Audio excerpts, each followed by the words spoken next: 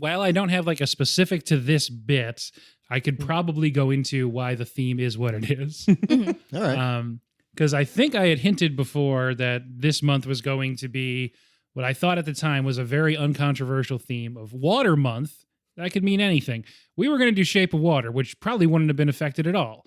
But we were going to do some stuff dealing with underwater, vehicles, people being trapped, whatever. It just felt like, even though we planned that a few months ago, people would think we're trying to capitalize on, current events. And I just didn't want that to be, I didn't want that to be the vibe. So instead it's imploding submarine month.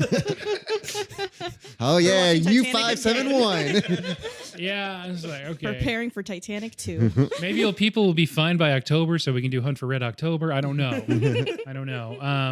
But yeah, I probably would have been fine, because by the time this episode comes out, it will have been resolved for a couple weeks, but I just didn't want that hanging over the podcast. Yeah. No, I just didn't like... Small time podcast. That's a wet Podcast late to the movies does hugely offensive month. Netflix is already bringing Titanic back, so... Titanic's back in like 2 weeks. It turns out Noah does check the email, so I don't want him to get hate mail by someone being like, you guys, it's really, really distasteful topic this month. So we're switching. But before we get into all that, as you know, I don't know how to start the podcast yet. So it'll either be not even an apology, but just sort of a preemptive explanation for why this month isn't what I promised it would be. Or something along the lines of, welcome to Late to the Movies. This is a podcast where my friends and I get to fill in our movie blind spots. Each week we'll pick a movie that either I or a guest hadn't seen before and really should have by now. Your guest, my guest, everyone's guest. This week, left to right across your podcast, we got Vaz. You lied to me, Ben. We got Sam. I want it to be wet. Is that a quote from the movie? No. And we got Bree. Hello, like a normal person. I'm just angry.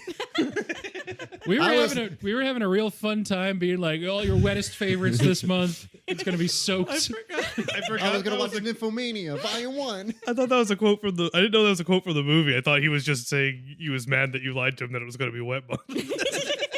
No, not a quote it could be a quote for Yeah, see? Yeah. You said it like it was, and I was like, I think I just forgot. But no, you were mad at me. No, yeah. I was just going big. A lot of people go big in this movie. Yeah, it's not. It's dry. All these movies are land-based, landlocked. Well, even. Actually, this movie is kind of dry. How dare you? New York City is a harbor. Yeah. They never go. You never see any of the harbor. They never go to the harbor. Okay, so this month is Whodunit Month. That is what the month is. We hadn't said it yet. We probably should. It's going to be a whole month of sleuthing, clue finding, murder mysterying, but not like noirs. I'm trying to define exactly what we want to do this month. So this one, we're going back to the 30s with The Thin Man. Oh, yeah. Today's episode is on The Thin Man. One of my favorite movies. I watched it for a class in college, and normally it was like, at the time, as like a 19-year-old college student, everything was usually kind of like, oh, this is sort of stuffy, old, boring, whatever. This movie is, I think, over 90 years old. Yep. Or 34. Right around. 34. Okay, so 89 years old, and real easy to watch. Yep. Real fun watch. Yep. Great movie. Only 90 minutes, too, so. Yeah, 90 minutes. In and out. Get some jokes. Everyone's drunk the whole time. Yep. This is the drunkest movie we've ever done. This month is going to be more sleuthy stuff. So we're back to the 30s. We'll do something new. I have some friends who haven't seen Glass Onion, so we'll probably do that this month. I haven't filled out the other ones yet. So that's where we're at. That's so you can plan ahead. Hey, guys, what have you been watching lately? Who wants to go first? Vaz. Okay. A few weeks ago, I think maybe like 2, I watched Past Lives. It's just came out in Providence this weekend. I really want to see it. It's really good. It's from first-time director and writer Brenda Song. Celine Song. Whoops. Yes. She has, I think, only like wrote an episode for Wheel of Time before this, if I remember her IMDb correctly. But this movie is pretty like incredible. There's a great performance from Greta Lee, who you may remember as the girl from Russian Dolls, who says "Happy Birthday, Baby." Happy birthday, baby! Yeah. She's the voice of Spider-Man 2099's AI. Yes. In the new Spider-Man movie. Yep. And it's the things that this movie does, especially like in the first minute where it teaches you how to watch the movie, teaches you his language. It's pretty brilliant. It's really great. It's great stuff. Real excited. I really want to see it. Yeah, I mean, if you try and watch all the Oscar movies, I'm sure this is going to be one of those movies that you have to get to. You guys, anything good lately? We've mostly been playing video games. She just finished Zelda. Nice. I'm in the crux of replaying Persona 5 Royal this time. Nice. But yeah, we've mostly just been watching Succession. We're rewatching Succession. I am rewatching Succession. Bree is first time watching Succession. I also started a Succession rewatch just because like there wasn't anything to put on while I was eating. I like things with narrative. Yeah. I can't just do YouTube videos. I don't know why. And then like in my mind, I'm like, I'm not really committed to this yet, but I am halfway through season 2. We are in the beginning of season 2. I am shocked how much I am liking rewatching that movie or show rather. Really good. I was telling Bree beginning of season 2. I just got to the safe room episode. Oh, that's so good. Yeah, okay, I think I'm just in now. I forgot. I think I know I've mentioned this to Voz off podcast, but I had maybe it was on. I forget. But I have a problem with or I had a problem early on my first watch with Shiv in the beginning of season 2, without spoiling anything. Just like she's just catching win after win after win, and it just kind of feels like they were almost like I was watching it badly. I was like, they're kind of making her a Mary Sue, and I was like, I don't like this. And then like it isn't until a character comes in and specifically says like she's not half as smart as she thinks she is, and I was like, okay, the writers know what they're doing. Never mind. I hadn't gotten into Succession at that point. I liked season 1. I wasn't crazy about it. Season 2 is really what brought me home. Yes. To be like crazy about that show. I think by the end of season 1, you're like, oh, okay, this is it was a good show. I think, episode 6 on is typically what people point to for season 1 of being like, oh, this one elevates, and then I think it's just the rest of the run of the show. Yeah, we just the Walter episode in season 2 we just finished, and I was like, what a great microcosm for the whole show. Oh yeah, like it's just such a what a good top to bottom, great job for everybody. Yeah, and the end of season 2 we haven't gotten there yet, but I think the last episode of season 2 is my favorite episode in the whole series. I know there's a couple episodes in season 4 that people are really hyped about now, but I still think the end of season 2 is the strongest episode in the show. That's what the Ringer said, right? Now, yes. I mean, people make rankings, whatever. I was happy to that see ranked that. as number 1. Yeah, I was like going through. I'm like, oh, I know. This is not for tears. Is that the name of that episode? Something like that. I was like, I know 4-3 is going to be number 1 because like I was just thinking recency. I think that was 2 or 3. Yeah. But I mean, that is a great 4-3. Fantastic episode. I think they shot it on film. Yep. Oh, really? I didn't know that. Yeah, they did. They shot on film. You're gonna love 4-3, but we gotta get to 4 first. And it was mostly like Sleep No More style. They just set up a bunch of cameras around a boat and just had the actors just do stuff for like 2 hours. Oh, what a good one. I think my favorite episode is season 3 finale. I do really, There's strong finales across the board. Yeah. What'd you think of Tears of the Kingdom? Oh my god. So nostalgia aside, because I know nostalgia can hit me pretty hard when it comes to Legend of Zelda games, but Tears of the Kingdom is probably my favorite one, and I honestly think it's probably the best one. Like, I love Ocarina of Time, that like just objectively a masterpiece of a game, and I am very, very close with Twilight Princess. I love that game. But Tears of the Kingdom just ended so well. Like, even after I rolled the credits, and then the scene at the end after that, it just hits so hard. And I think I didn't like explore as much as most people, because that's what I didn't really like about Breath of the Wild. So I think I have about 110 hours in it, like after everything. So you haven't done that much. No, I explored a little bit. I did do some big side quests, like I got a house and stuff like that. But I definitely prioritized the main story quest, the temples, and everything like that. That's, it's a pretty flabbergastingly good game. It's so good. I've already recorded an episode since I've seen Asteroid City. None of you guys have seen it yet, but that's still, I only watched it 2 days ago, so that's still the most recent thing. But I'll just say on that episode, I think I said I liked it a lot. I'm pretty sure I loved it, but I was giving it more time. I'm definitely closer to, like, I think I loved it. I think it's pretty easily his best movie since Grand Budapest. I don't know what it'll end up in the full ranking, but, rankings are for losers anyway, right? Yeah. Loved it. You're going to see it tomorrow. I hope you like it. Yes. I'm like, I mean, it's Wes Anderson. I'm sure at the very least I'll think it's good. The Thin Man. Speaking of Wes Anderson, who's a thin man. The Thin Man. Yeah, he's a thin guy. He's really tall, so that helps. Yeah, it does him look help. thinner. I do want to say we're all wagging our fingers at home. all the three of us and shaming him. And now we're doing Shame, the- shame. Yeah, Shame. Yeah. we're cutting the finger. You're doing that. I'm ringing a bell. Yep. Thin Man, 1934. W.S. Van Dyke. First W.S. Van Dyke movie, right? I think. First one we've done on this podcast. Yeah. I mean, when you get to like Natural Disaster Month, we can do San Yeah. Francisco. Exactly. Based on a Dashiell Hammett novel. We haven't done Maltese Falcon yet, but that's probably the main pull for his things that have been adapted into movies. This was a big success when it came out in the Depression. It's pretty much pure escapism. It's about a murder mystery, but the guy who's reluctantly investigating it isn't bothered by anything ever. No.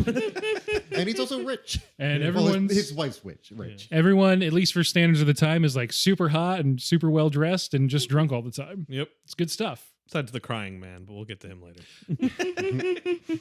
Well, he was definitely drunk though. Yeah. Anyway, who wants to give us a 1-minute plot summary for The Thin Man? I'll do it. I can thin man. Do it. All right. Start the clock. It started.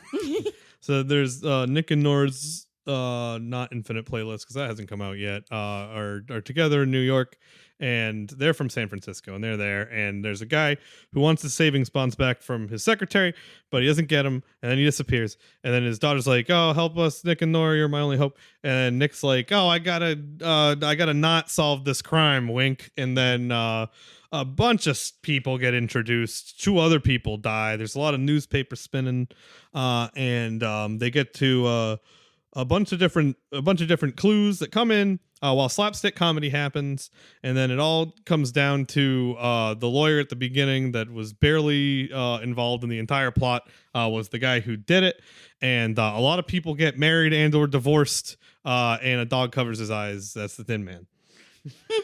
Good job. Yeah. Oh, and spoiler alerts. This is a murder mystery this whole month. I mean, like, just watch these movies before, listening to podcasts about them. Probably should have put a I'm gonna spoil it. In all fairness, who the murderer is not really like that big of a deal. No. I'm not going to even preempt it in this episode because this movie is, one, not a movie you can figure out what happened yourself in because that's not the point. Mhm. It's just about style. That's how Roger Ebert put it. It doesn't matter. You can't follow the plot. It's impossible to follow. Oh, yeah. Not difficult, literally not possible to follow. Yeah. And it's just about people just being cool. Yep. It's also 90 years old. Yeah, Yeah. like Don't not, to sell. not to skip ahead, but remember the part where they're like, "Hey, there's this guy Roseberry, and he's been missing for months." And I was like, "What's this guy?" This is a new guy. They brought him up briefly earlier on, but not by name. Yeah. There's just a whole new guy here. This was so this is William Powell and Myrna Loy are Nick and Nora. Yep. They were in a movie called Manhattan Melodrama together that the studio saw and was like, get these guys in a movie. And they made it in over the course of 2 weeks. It was super cheap because it was just on a few interior sets, basically. What's a fun fact about Manhattan Melodrama? Spencer Tracy's first movie. Early 30s. It's more about like who watched it at what time. Herbert Hoover watched it while the stock market was crashing. Hitler watched it before he was like, I'm gonna write a I got a real book to write. Yeah, it's like a multiple choice for the listeners. Which of those do you think was right? It's the last movie John Dillinger watched because he was murdered in the alley outside. Oh, huh. Batman style or Batman parent style. Ah, yeah. This one was by cops, not Joe Chill. Yeah, so this was what John Dillinger was watching when the cops were setting up around the theater, and he tried to escape into an alley, and they shot him. Yep. Not this Manhattan Melodrama, which William Powell and Myrna Loy starred in. If only their chemistry wasn't so good, he could have been warned that the police Yeah. were there. His mind was completely off of his surroundings. It's messed up. What did you guys think off the no ratings or anything, but just like off the jump? This is my second time watching it. I saw it to think about like 2 years ago during the pandemic. Well, it's still going on, but you know what I mean. During a lot of lockdown. And I liked it. It's an enjoyable film. It's a great time, great chemistry between the two leads. I can see why they made like 10 movies together. It didn't feel like an old movie. Like, I mean, transatlantic accents were flying, you know, and like obviously it's in black and white, and obviously the scene to scene cuts are a bit abrupt. Like the seams of old movies are there, but the feel and the comedy, I mean, that being pre-code also kind of helped. Like there was a lot more leg in this movie than, so it kind of like we saw a bathroom. We did see a bathroom. Still separate twin beds, but Oh yeah. But so like it was just kind of interesting. Like it just, if you would have said like, oh, this movie, like somebody, like other than the quality of the film, like if you were like, oh, someone shot this movie in 1960 and just did it black and white and they wanted to do old movies, I would have been like, oh yeah, no, that kind of makes sense. You know, like you probably could have rolled over my eyes to that. I liked it. I'm usually not a big fan of like, the transatlantic accents, the like over the top like acting, and that's the kind of like stilted and stuff like that, and like their dialogue. But I think what really sold me for this movie was the chemistry with the Nick and Nora actors. I loved their relationship. I thought it was very cute. And that was mainly it for me, I think. Like it was funny. I did kind of fall asleep on a couple times. But I was mostly just sleepy. It wasn't that the movie was boring or anything. But that, I don't know, older movies kind of had that effect on me. A lot of gunshots to wake her back up, luckily. So. Oh, those come in few. Yeah, Newsy yelling extra. A couple different montages. Is this the oldest movie you've seen? Oh, probably not. I've seen some pretty old movies. This might be the oldest movie I've seen. Now that I stop 34? and think about it. Yeah. I'm trying to think. When So did Wizard of Oz Casablanca was- came out? What? Wizard of Oz is 39. Yeah. Casablanca come out? It's 42. 42. Oh, the 40s. trying to I'll think. get back to you on that. Okay. When did Mr. Smith Goes to Washington come out? Like 38 or 30. Okay, yeah, I late think this 30s. is the oldest movie I've seen. Oh wow, cool. Yeah, some of them are kind of stuffy and a little bit more boring, but I think this one is just pretty light. Yeah. That's kind of what was. Oh, sorry. That was what surprised me. Well, that was all I was going to say. And just to finish the circle, I love this movie. It's one of my favorites. Yeah. I did read the wiki before coming here. Apparently, a lot of the scenes that were done like in one take, like the first take, because W.S. Van Dyke doesn't like doing. He works under budget and quickly. Yeah. That's what he does. He's the Clint Eastwood of his time. Yeah. So there's a lot of like improvisation going on. Like the time when you see William Powell for the first time and he's doing the martini thing, shaking that, he just like Dyke just told William to just like, oh, just go out there and like, we'll just run the scene. And he was filming while he was doing it. And William didn't know. So that's just William just being like charismatic and just having fun. Yeah, just super charismatic.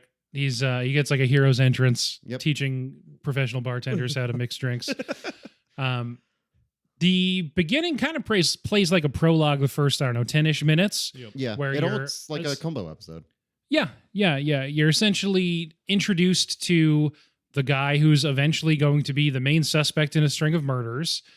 And a bunch of other people who have various motives or opportunities to perhaps be in on it or victims of that crime spree or benefit from it in some way. And it kind of sets everything up. There's not too many jokes in this part of it, but I think it started off with some my favorite. He does fire that guy. Yeah, he does the fire fire that guy. guy. I like that, and I like that he forgot. Yep. But even before that, we start with the guy who the victim guy. With like a machine going back and forth. I don't know what he was doing, but like this is science. I guess. Yeah. So the main guy here, the titular thin man, is named Whodunit, and just so it's easier to say throughout the movie. Of course, just because audiences being what they are, the movie's called The Thin Man. The star of it's William Powell. So they name every other movie in the series The Thin Man, even though it's about specifically the character who's just in this movie. Yep. Later, I think. Because I was looking at the other movies for the Thin Man, and I think they like in the movie they're like, "Oh, the Thin Man's back in New York," and like it's a newspaper that says the Thin Man, and shows William Powell, and like, "Oh, I guess he's just the Thin Man now." Yep, exactly. Yeah, Roger Ebert said William Powell is to dialogue as Fred Astaire is to dance. Wow. He's like you said, a very charismatic dude. Yep. It's just so good. So he gets introduced mixing up some drinks. And Myrna Loy playing Nora gets introduced, getting dragged by Asta. We haven't mentioned Asta yet. No. Skippy, the terrier, fox-haired terrier, maybe. Mm-hmm. Arguably a big actor for the time. Yep. His filmography is pretty insane. 20. That dog lived to be 20. Like that is incredible. Yeah. This is early career for him too. He's in Bringing Up Baby after this. Yeah. He works with Hepburn. Then he went through a big drug period. Yeah. Read his memoirs; they're really good. He's in most of the Thin Men, and then I think last eventually successors. Yeah. Although he was They alive for also all name the last two, so he probably saw them in theaters. And He was just that could have been me. He was just producing then. Yeah. He was behind the camera. Yeah. He has a Bill Hader arc. Foz, to answer your question, 1925's Ben-Hur. Okay. Oh, okay.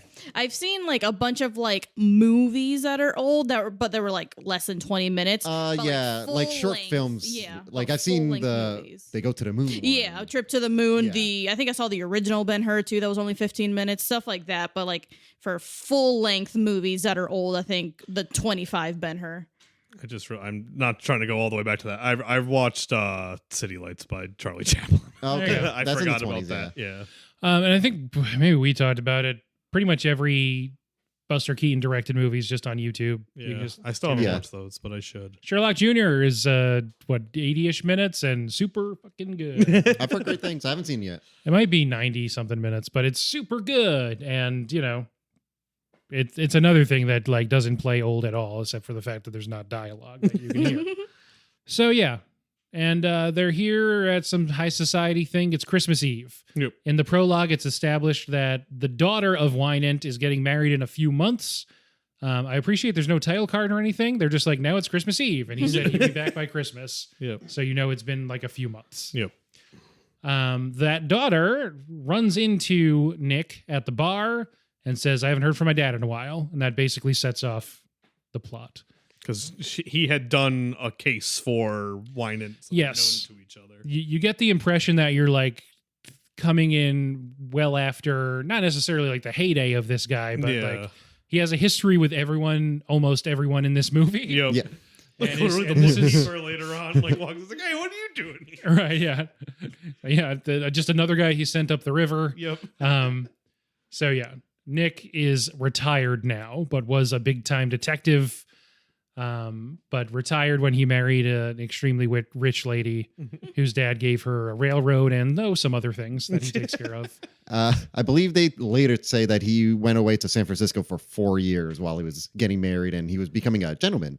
Yes. So he's just like kind of a man of leisure at this point in time, which I guess is, part of the escapism for people watching it at the time. It would be hard to be like, and here's who everyone is that shows up in the prologue, because there's a bunch of characters. I don't even know if they count as red herrings. There's just stuff going on. I think Trish Jorgensen, who's not even in the prologue, must be like the biggest red herring in the world of cinema. A young Cesar Romero. It is. As you know from all the Batman memes. About like Batman wanting to pound him or whatever. That's Cesar Romero. So it's Christmas Eve. They're all very drunk. And Asta's here. Nick's on his 6th martini. So Nora orders 5 in addition to the one she just ordered to catch I love up. that. Line them up right here. Yep. And then quick cut 2, she has a hangover. She's And she has one of the comical like ice Yes. pack things.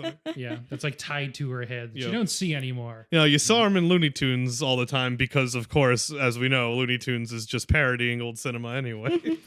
I do love that joke where she's like, oh, what hit me? The 5th martini. The lawyer's here. Macaulay, thank you. He just looks like Uncle Jack from Always Sunny, but without the big hands. Yeah. Every time I'm watching this movie, the first time he's introduced is before William Powell's on screen. I'm like, was that William Powell? And then it takes me a second to be like, oh no. Just like when he's, paying for the cab and not tipping him outside. He's like a puffy, shorter version of William Powell. Yep. But everyone has a mustache and the same haircut. So it's Kind of hard to tell. It was a different time. It's a different time. Everyone had very thin mustaches, which people don't like now unless No. you're John Waters. Or Vince McMahon. And this is, Yeah. I don't know if people like that one. Hearing from the lawyer that Wynant's back in town, he's going to go meet him now. Nick calls the daughter, Dorothy, of Wynant to try and put her at ease. You see in this, I think this is when his ex-wife's introduced, Wynant's ex-wife, mother of Dorothy. There's like 40 characters in this movie. Mimi, I believe. Mini, yeah, yeah. Yep. Yeah, Mimi. Yeah, she sucks. She big sucks. Yeah, she sucks. She just wants money. Yeah. Cesar Romero, Chris Jorgensen, he's there too. Looks a lot younger than her. Is Yeah. very explicitly like, I'm going to go do a murder. Yeah. He's like, well, I guess that guy's the murderer. Yeah, for that the guy's rest the of murderer. movie. He's- His one stage direction was just be suspicious. Yeah. Yeah. It was like the opposite He's of John constantly Ralphio. like avoiding cops and saying he's about to murder someone. Yeah. He's also like, Wait, who was murdered? Yeah. Oh, I don't know anything about it. Turns out he's very on the level. pretty sure he's like 7'5", like He with looks like a, to be, with yeah. like a 9-foot wingspan. This is where you're also introduced to Gilbert, a purely comic character, Dorothy's brother and Mimi's son, who's just a real weirdo. Yeah. He has a self-proclaimed Oedipus Yes. Yeah.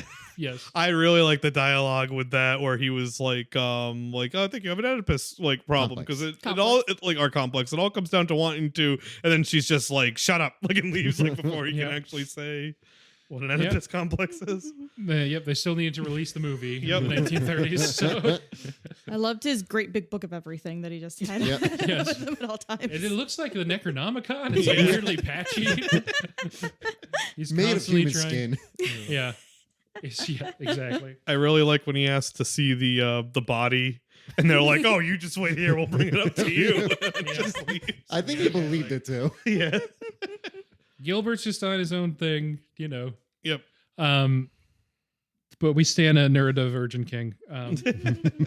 So the ex Mimi goes to Julia, the secretary who Wynant stepped out with, which is why Mimi and Wynant are divorced.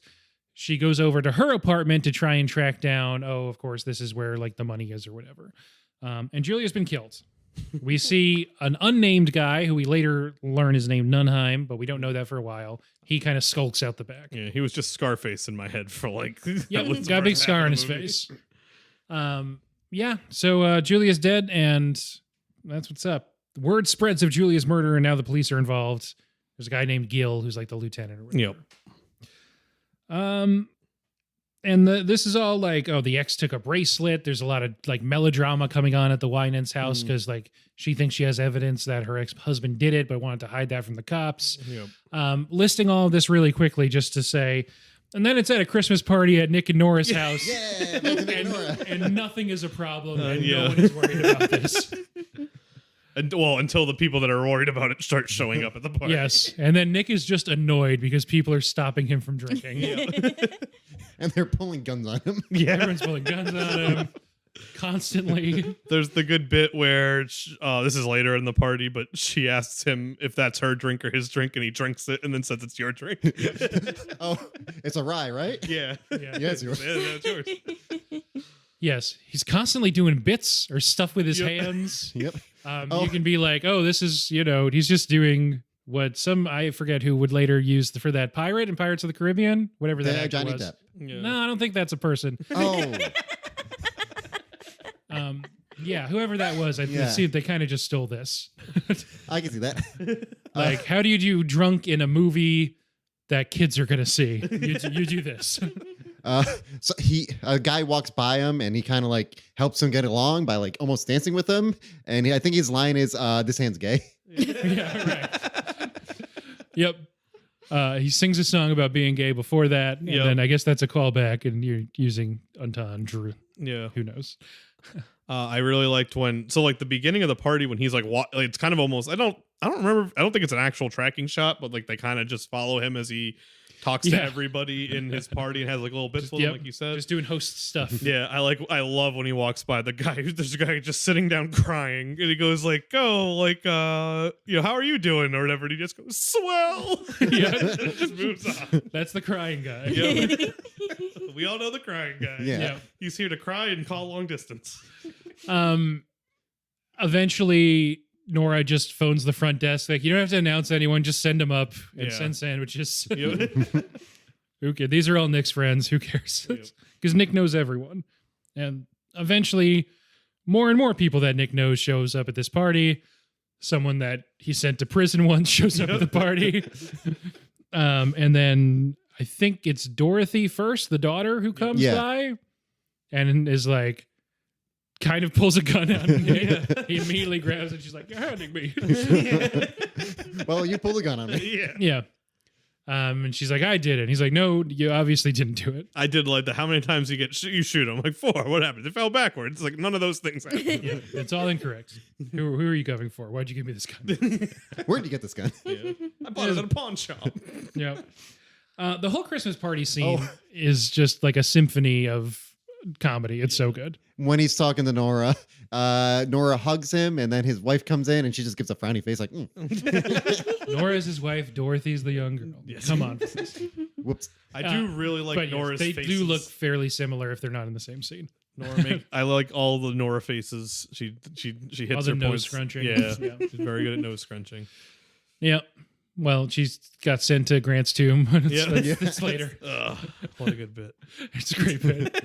I'm making a copy for you. Yeah, it's a very funny line.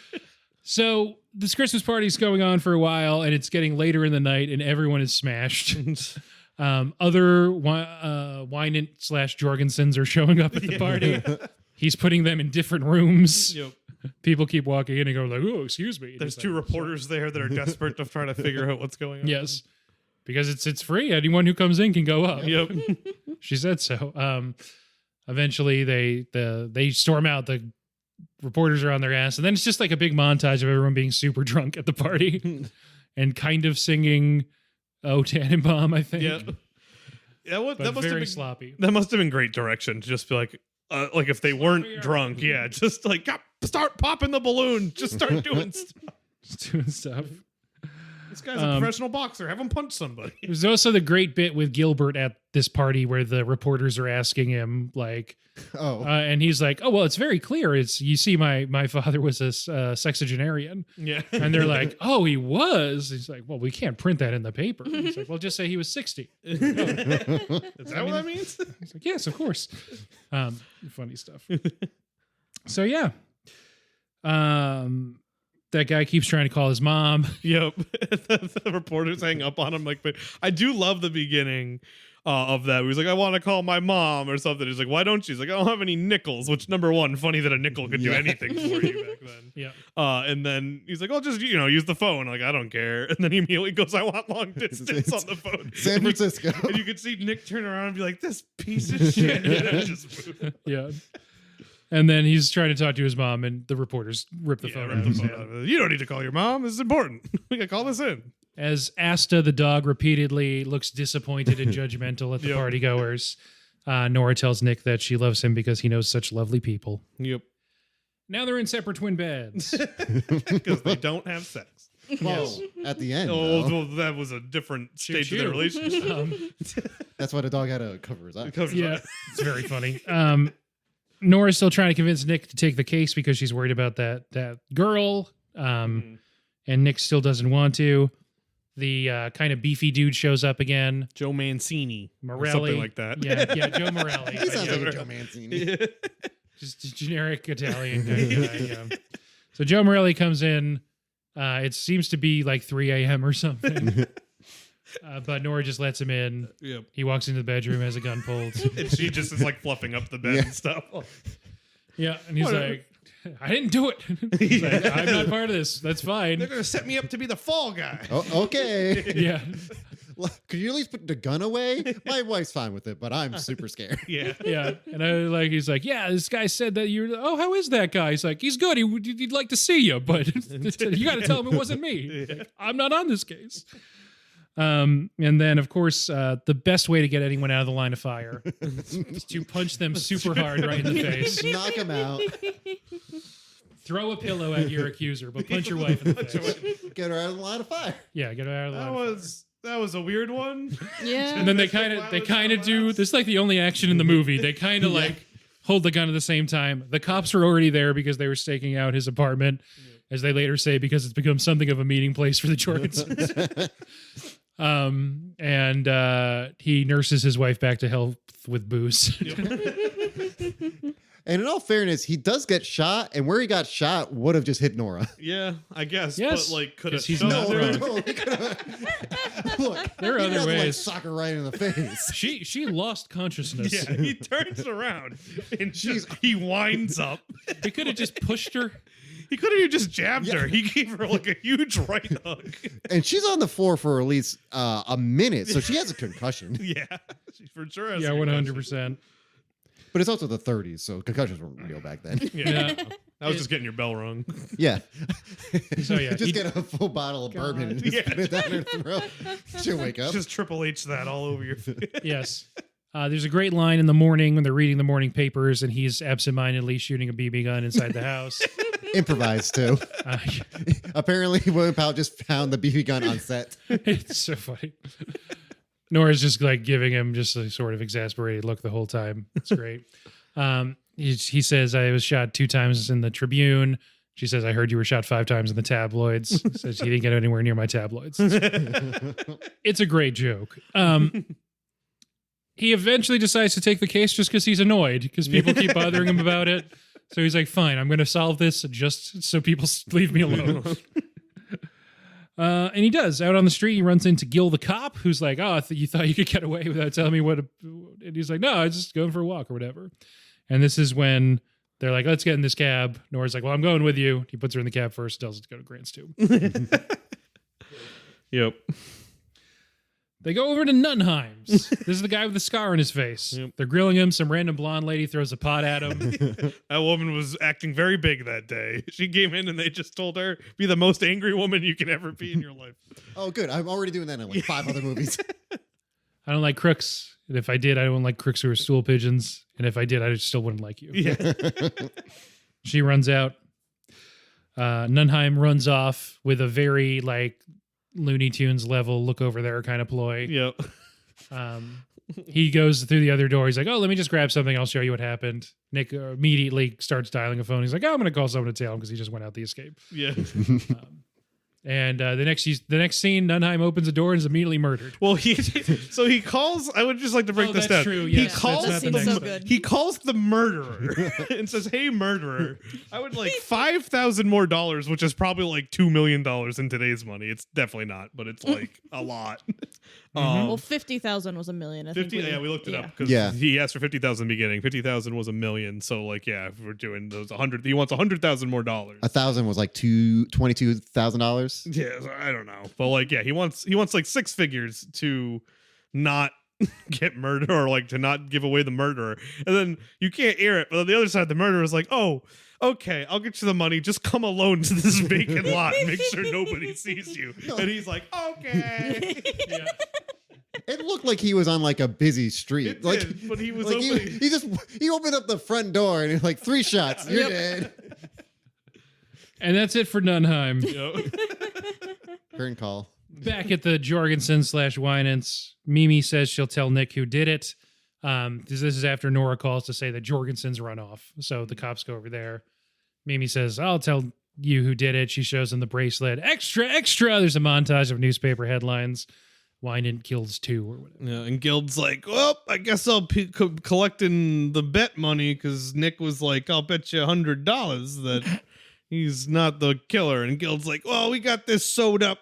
It's Yeah. over. Act 2 finish. See you later. Yep. I'm a bad cop. Yeah, I'm I done get here. whatever's the easiest thing done. The daughter's trying to white fang her fiance because she doesn't want to have murder babies. I forgot about the white That was so thing. funny. But if he, so there's a 25% chance that she'll have a murder baby. So Basic puzzle squares. yeah. Wait, but what if the first one's the bad one? Oh, whoops. Gilbert stays winning. Unironically, a good character. There is the only scene in the movie that actually has like some real suspense that it's trying to build is where Nick and the dog Asta go to investigate Winan's office. Mhm. And this is good. I like this scene. It looks really cool. The darkness and the flashlights. And, Yep. you know, And they have the Asta's the only one who actually does any investigating in this movie. yep. There's a lot of good use of shadow. Earlier we didn't talk about it, but earlier there's Clyde Winans walking down, and they give the shot of like the shadow getting bigger, which I thought that's why they call the it Thin Man. Yeah, He's very thin. Yeah. but Asta finds essentially a grave in the thing, and Nick says something like, "Oh, you're really a police dog," or something, and then immediately throws Asta away, and then Asta just keeps coming back and sticking her nose in the thing. Yep. He goes upstairs to make a phone call, ostensibly to call in that he's found something. And as he's doing that, you see a silhouette of a very thin man going up the staircase behind him into the office where he's making a phone call. And he gets the drop on whoever this is, though. It turns out it's Tanner from the prologue. Yep. The guy who was doing the books. Yeah. Who was also someone who Nick has previously arrested. And it's a guy who has his collar up and then his tie is around that, and he keeps his collar up the entire time. Yes. Tanner, a very thin man. Yep. And former criminal. And he says that he was there to repay the money, in fact. And you kind of believe him. Yeah, Nick does believe him, at least. Yeah. He comes across like on the up and up. Yeah. Yeah. So, Also, some good acting from Asta in this scene too, where he's just a big catty, a scaredy cat. yes. Some watchdog you are. So they excavate whatever's under there in the hole that Asta was sniffing. And there's a body, there's a skeleton, there's large clothes, and a wristwatch that has I guess previously maybe referenced the initials, or at least an initial of the last name of a former enemy of Whodunit. And the cops are like, once again, case closed. Oh, man, double or nothing, and here we go, baby. Racking it up. Nick asked to go to the coroner, I guess, where they're doing like an autopsy and to see that there is some shrapnel in the shin of this skeleton. There's another newspaper montage. Whodunit kills 3. He's on the loose. Nick tells Nora that the body was Whodunit. Very casually. Yep. After they're posing for photographs as the guy who like solved the case. It's like, case isn't solved. And she is annoyed that he won't just tell her what's happening. And he's like, I have an idea. We're going to have a dinner party. A classic drawing room-esque finale to a murder mystery, which happens in a lot of movies and stories like this. But it's great. The whole montage is great. There's cops that are the wait staff for this in case anything goes off. They want the cops to be there. Yep. The cops very angrily demand that the guests drink cocktails. Yep. They got the It's just largest funny. humans ever to be the waiter. Yeah. They invite anyone who's a suspect or involved in any way. Or They- we just said hi once. Or just said hi once. So basically all these characters are at this dinner party that Nick and Nora are throwing. Also, The cops are delivering each of them like forcefully. Dorothy has like a boyfriend. Did I miss something? No, just some guy. Some guy. She's just steering into like I'm all bad. I'm gonna I'm gonna fuck this guy. run now. off with some like 40-year-old weirdo. Instead of the more appropriately aged weirdo that I was already gonna marry. I should have probably gone back and listened, but there's a part right before he's setting up the party where he says like, "Oh, we need 2 seats here." Is that for Jorgensen's wife? That he's like, I'm assuming he's gonna come +1 or something like that. Must be, yeah. Yeah, it was either that or Yeah. Dora. I was like, I'm missing something, but then Yes. multiple people came with extra people, and I'm like, what's going on? They all had seats though. It was all anticipated. It was highly choreographed in Nick's mind. What did the Kinda. fiance say? I'm gonna take a poke at this guy. And it's like, well, then I insist you I stay. insist you stay. Yeah. So there is a nice when they're setting up and they're talking about the seating arrangement. That's all really good stuff. Yeah, and I don't know, this scene's just awesome. Yep. The whole thing's just wonderful. Mimi's lying about seeing Whodunit the night before. Nick is sort of rolling stuff out. He is right about everything, but he's also kind of like, I don't know, it seems right. Who knows? And then he just brings up people to get angry. It's like, you don't think I had anything to do with this? It's like, no, not really. You're just here, and I wanted to point Yes, you out. he's like a teacher just calling on people to make sure they're still awake in the lecture hall. Yeah, what'd you guys think of this scene? Because this scene's awesome. Yeah, I really like this. I probably like, from an entertainment standpoint, I probably like the Christmas party a little Same. more, but this is probably my second favorite scene after that. Yeah, the 2 party scenes. Yep. It's just great. Everyone's mad to be there. Yeah. Yeah. They keep getting offered oysters and lobster and fish. Another thing I read on the Wikipedia page is when they were shooting this, they were using real oysters, and like since it's a movie, you can't actually eat them. And they have like the hot lights on them. Oh, so that it smells just so smelled bad. terrible. Oh, Apparently, shooting that scene was awful. Also, William Powell didn't like the scene because it involved him actually learning lines and like, and like they had to like do a bunch of like retakes, and with all the smell and him having to like remember lines. ugh. Yes.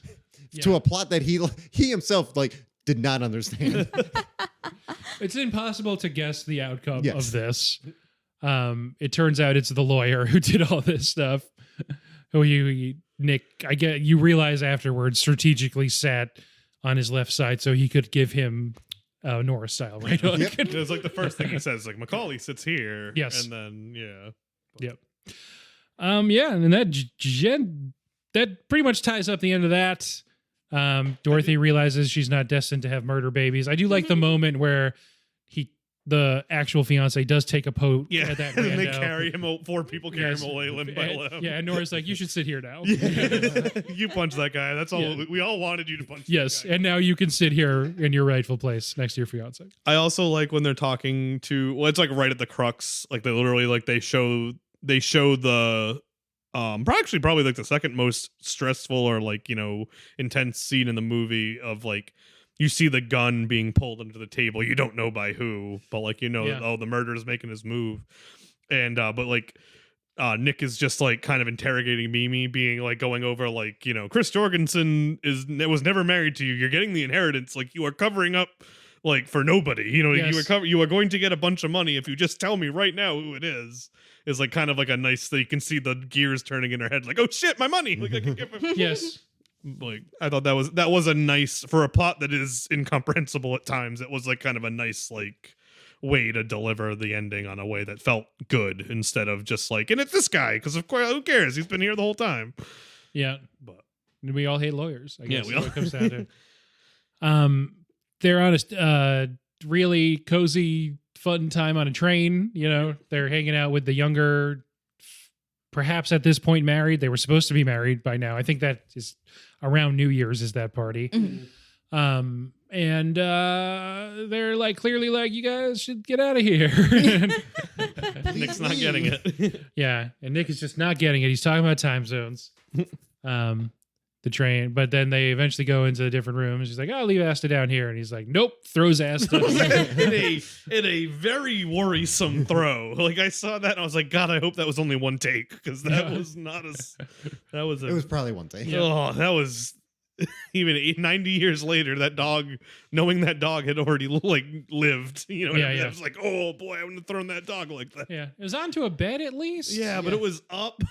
And like he It kind was a top bunk. You have to throw it up. He didn't could have placed it. could have placed it. He kind of threw it from like his chest. So Yes. there was a lot of. You didn't have to. I feel like William had been throwing that dog a lot already. So he's like, I know exactly how to throw this dog. Yeah. I also, real quick before we totally wrap up, I like when Asta breaks the balloon and then scares herself because she didn't realize it was gonna pop. It's because Asta is the best. Good. It is a very good dog. And then William Powell is crouching down to kiss Nora, and they, it's a train metaphor because that's what they use trains for. They always use trains for this specific metaphor, and that's the end of the movie. Yeah. What metaphor is it? I don't know. Oh, I think it has something to do with being 60. Yeah, sexagenarian. Yeah. Exactly. By far the drunkest movie we've ever had. As we're recounting this plot, know that William Powell is constantly at least tipsy, if not drinking while he's saying his lines. Do you have any background on that? Was that water? Or was that just straight up? No I background on assume that. it I was- assume he's just drinking. Yeah, I'm assuming it is just alcohol. It's the 30s, so why not? Why not? I do want to say William Powell did die at the age of 91. So he was fine. He did in 1940. He did get rectal cancer. Oh boy. He got out of remission and he beat it. So, and I also want to say he retired like in 1955. His last movie was Mr. Roberts. Yeah, he lived for a while after that. Yeah. And that Myrna Loy was also super cool. She hated Hitler so much that Hitler put her on his blacklist. Oh wow. Yeah. And she's done a lot of other like cool, amazing stuff too. And well, still good acting. for her. Yeah. Myrna Loy's a pretty boss bitch. Yeah. Okay, so that's about the plot of The Thin Man. You guys all liked it? Kind of? Is that the range? Yeah, I liked it. I thought it was great. Yeah. It's a good time. Me too. It's just Easy it's just watch. an easy watch. We've now done 2 of my 4 favorite things that you said on Letterboxd. Yeah, Grand Budapest Hotel is the other one, right? That you've done. We haven't done Grand Budapest. you We haven't. haven't done Heartbreak Kid, but we've done Scott Pilgrim. And Yep. This. That was it. So I think I got to cycle some out, some back in. Well, good luck trying to get the Heartbreak Kid to anyone to watch. So The Thin Man. Yeah, this is just one of my favorite movies. I really like it. Do you want to do ratings? Yeah, sure. Anything Why else? not? Oh wait, hold on. Oh wait, no, we don't. You got a game, right? Well, Oh, Or a like- question. all right. Do we want to do ratings and then like the monthly related question? I think that's usually what Yeah, let's do that. Yeah. to keep it like contained, all the Thin Man stuff to one thing. So, on a scale of 0.5 to 5, on any scale of your choosing, aside from stars to later be added to our Letterboxd account, what would you give The Thin Man? I would give it 4 out of 5 sucker punches to your wife. You can't let her see it Oh, coming. not my choice. Can't see it coming. I'll give it 4.5. World War One wounds in skeletons out of 5. Yeah. Oh, I do 3.5 cases of scotch. It's good. Yeah, I'm working on a case. Yeah, Yep. a case of scotch. I'm at 5 out of 5 infinite playlists. God damn it. I thought about that one. Is that movie It's just like drunk people singing Christmas carols. is that movie based off of this, or is it literally No. just the names? So Just the- inspired. The book is Okay. inspired by it, according to the Wikipedia. I've never Oh. read it. And then the screen, I will say for what it's worth, the Wikipedia page for the movie does not have any mention of the Thin Man on Gotcha. it. So, but the book, in the first paragraph, it's like, Makes sense. I mean, they're in New York and they're named Nick and Nora, yeah. and they drink. And they drink, yeah, they're being together weirdly, but like they're not married, like they're not, I've Also, only seen the movie. They meet in yeah, the movie. they meet in Yeah. the movie. and Nick and Nora, it's just like 2 good names Yeah. for like 2 characters that you want to Yeah. like Yes. put their faces together and rub. or cocktail glasses. Yeah. At the Rainbow Room, shout out to NBC in New York in the 80s, a bartender named those glasses Nick and Nora glasses. Oh, I didn't know it started then. Yep. And then stuck. And then stuck. This month again is Whodunit Month. So I think if you can think of like a better, more insightful thing, but I was thinking something along the lines of what would you prefer to do and what would you be better at as far as solving a murder or getting away with a murder? Oh, I would definitely be better as like the Watson or the Myrna Loy of just. Oh, okay. So you want a sidekick, Yes, I want a someone. sidekick, and I want to like provide like one-liners. Nice. I think that's what I would be doing. Nice. So from the binary side of that question, definitely solving, because at best I just whiff and I'm a bad detective. But at least you haven't killed anyone. I And don't the other one imagine could be a it. murderer. I don't imagine anyone's gonna pick that one, but like just in case, But it'll it's be interesting to know. There's like people I know in my life that I'm like, if they're very like resourceful and stuff, so like I can see, I was like, okay, like I'm not a murderer, but I'd probably be better at being resourceful and getting away with something Yes. and planning than I would be about deducting. Yeah. But like I'm probably not good enough at either. So like if I had to choose detective, just because I know that the stakes would be you're fired, you're a terrible detective versus Yeah. you're in jail the rest of your life. Oh, and the family will never have closure. Yeah. That too. Yeah. I would probably be best at being like the An guy accessory that or like the guy that- an aider and a better. I was gonna say I'd probably be best at being like the cop that's confidently wrong. Just like there it is, number 2. We're all down here. I don't know why we would bother going further. Yeah, like the John Mulaney bit. It's like, look, there's some blood over here. Gross. Clean it up. Now back to my hunch. Yeah, not the sleuth, but like the kind of the cop that works with the sleuth and is always a few steps behind. I would love to know Bree's answer for this. With her masters of digital forensics, it could really go either way. I'd be the murderer. If you know the playbook, right? I'm about to say, so I while I do think I'd be good at solving, I feel like I'd be better at getting away with it. just because I know what cops and investigators are looking for, because I've been on that side of it. So, and there's been so many things that like criminals didn't used to do until they saw it on TV. So there's so many other things that criminals can still do. Like wearing gloves. People just went, oh shit, never thought of that. Yeah, they saw it on CSI and they're like, oh shit, that's a good idea. And then they started doing it in crimes. That was not a thing before TV. I was just wiping down everything. And missing a bunch of That stuff. makes sense. Yeah, if you're like a criminal, you're not thinking about. Yeah, criminals were always very stupid. Yeah, They were given ideas. that makes sense. Yeah, I wouldn't be any good at murdering. I have too guilty of a conscience. I'm not saying I'd be good at sleuthing either. We're in the same bed. But like I've done a couple escape rooms and was pretty good at them. So if there's an easy solution and someone giving me hints, I think I'd do pretty good. I feel like my best attribute in an escape room is to figure out like one thing, like walk up to something and like there's the person who's really good at escape rooms that's kind of figuring stuff out, and I'll like walk by and whimsically be like, what do you think about this? And they'll be like, oh, maybe, oh, that did work, thanks. And then they go fix 3 other things that I had no idea how to do. All right, guys, thanks for being on. You can find us on Stitcher, Spotify, Apple Podcast, iTunes, Google Podcast, Podbeans. I feel like I'm forgetting something, but I forgot already. You can email Noah, late2themovies@gmail.com. You can look at our letterbox, late2themovies_podcast. On Instagram, that's Instagram, letterbox. I think it's just Late to the Movies. And what else? I don't know. Yeah, this is a good movie. Love it. Go watch it. That's it. All right, bye. See you, everyone. Bye. It has man again. It has man again. I didn't even do that on purpose. I never think about I it. don't want to do it. I just Not this. Let's keep it special. Okay. Let's not force it. All right.